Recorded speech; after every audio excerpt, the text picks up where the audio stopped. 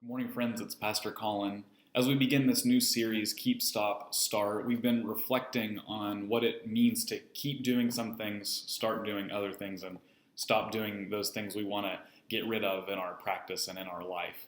And as we've been reflecting on this, and during this week, as we talk about what we want to keep doing, we've been thinking about what are those things that we picked up or maybe began when quarantine and stay at home and COVID-19 started that we want to keep doing forever, or at least for a long time in perpetuity when things go back to normal, when things are in some semblance of the way they were before. I've been thinking about that a lot, and I'm reminded of a scene from the Mel Gibson movie, We Were Soldiers. Mel Gibson comes into his children's room, there's 5 children, and they're wrestling on the bed, and it's time for bed, and so he asks them if they've said their prayers yet. So he kneels with them beside the bed, and they begin their prayers, and they begin praying a Hail Mary as Catholics. And he notices his daughter Cecile is not praying along. She's silent. And he asks her why, and she says she wants to be Methodist like her mommy. And he says, well, why is that? And she says, so I can pray whatever I want. Methodists aren't the only Christian tradition that use and practice extemporaneous prayer, where you just simply pray as if you were talking to God because he's present with you all the time. But after a while in my own practice, being able to rely on my own words, rely on my own thoughts, rely on my own instincts in prayer is taxing and tiring.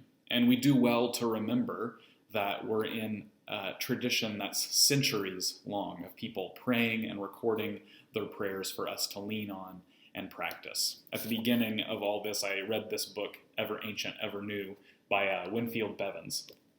In it, he describes how people of younger generations, like my generation, millennials, are increasingly drawn to more liturgical and practice and disciplined traditions. They use liturgy and patterned prayers in their practice.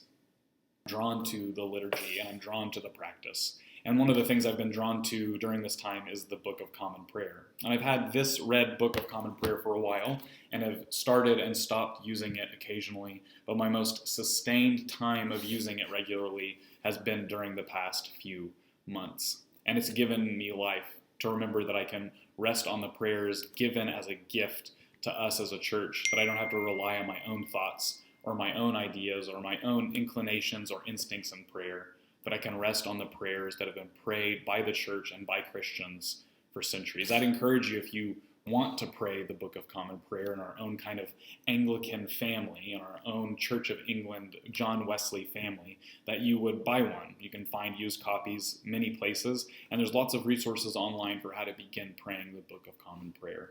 If not that, pattern prayer, praying prayers that have been given to us as a gift, there are many prayer books you could use, is a way that we can pray like Cecile wants to pray when we want to, whatever we want, but also rest on the tradition that we've received as a gift. Because it is a gift that we don't have to reinvent the wheel when it comes to Christian spirituality.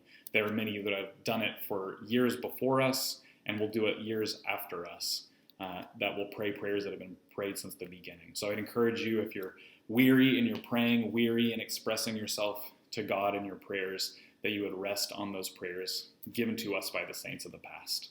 Hope you have a great week.